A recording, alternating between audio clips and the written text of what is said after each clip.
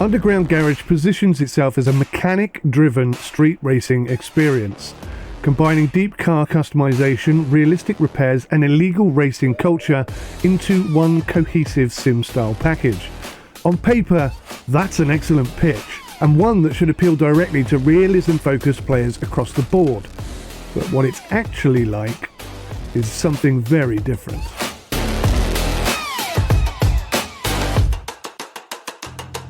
In practice, Underground Garage feels like two very different games that have been stitched together.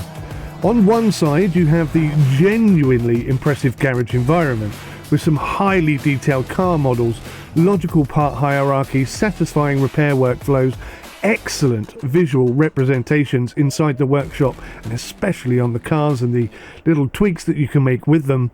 And on the other side, you have a driving experience that actively undermines the entire concept.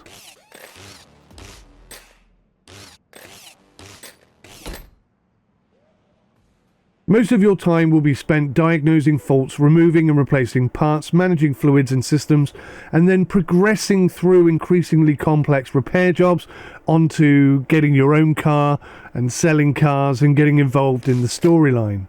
While this side of the game works surprisingly well, it's fast, readable, and mostly intuitive, even if occasionally it cuts corners in terms of realism. But the problems really do begin the moment that you leave the garage. This is where Underground Garage falls apart completely. There are, as far as I could see, no controller dead zone support options, making steering unstable on even slightly worn controllers.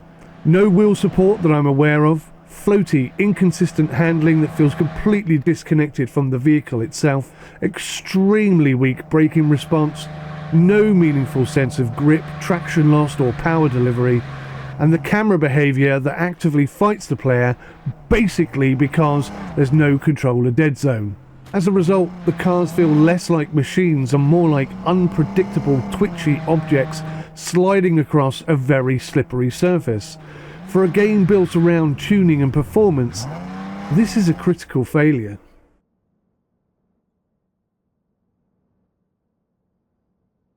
Ironically, the game does show real attention to detail in the garage, then for some reason abandons it entirely. Fluids which can magically be drained and refilled without having to remove the cap. Components requiring unrealistic disassembly chains.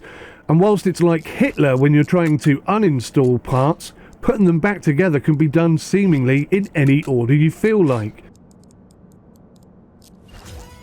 When you're driving, there is absolutely zero damage modelling, and it doesn't matter how aggressively you drive, the feeling of physics just do not apply here whatsoever.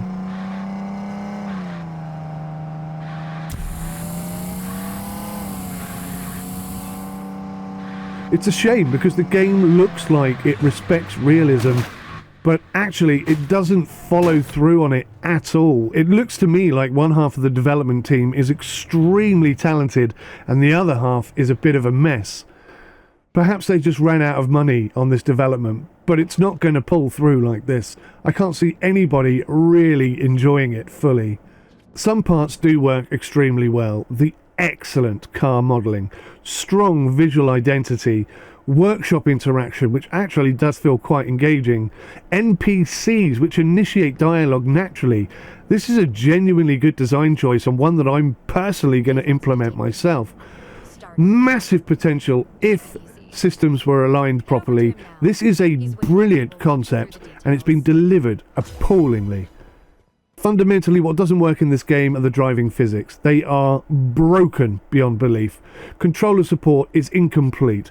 Audio, anything outside the initial acceleration that the player hears on their car, broken. No first-person driving option. Underground Garage is extremely frustrating because you can see that it's so close to being something really special. The concept is right, the presentation is right, the garage gameplay is strong, but without believable driving, the entire fantasy collapses around that entire idea. It's not a bad idea, it's just badly prioritized execution. They put too much time and effort perhaps into one element of the game and completely ignored the other part. Yo, listen up, we're here to explain. At SimUK Reviews, we don't play games. Reality simulated, it's real, not fake. In a world of illusions, we're the real estate.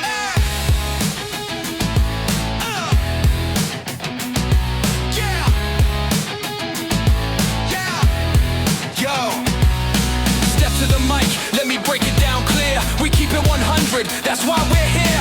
Fact-based honesty, no room for the fluff. In a sea of fake reviews, we call out the bluff. Electric guitar, bassline pumping the beat. We're critiquing the best, don't accept defeat. Every line informed, from the joy to the pain. Bringing true insight, that's how we game. Here at SimUK, we don't play games. Simulating reality, we're paving the names.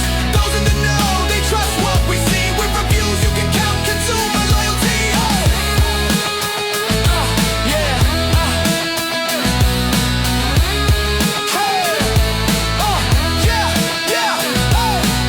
No selling out, that's our golden rule. We stand by the truth, we're nobody's fool. Proud British critics, it's a brand we demand. Showing every angle, yeah, we got the stand. For the Sim fans, welcome aboard this ride. We break down negatives, let the positive slide. Transparency's key, it's a mantra we preach. Together we'll grow, it's the lesson we teach, yeah.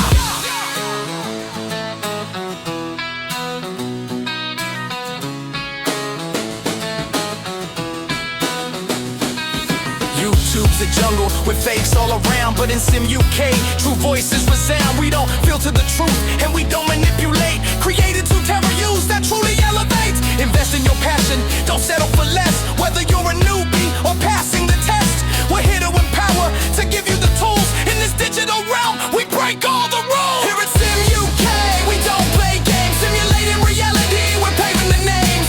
Those in the know, they trust what we see. With reviews, you can count consumer.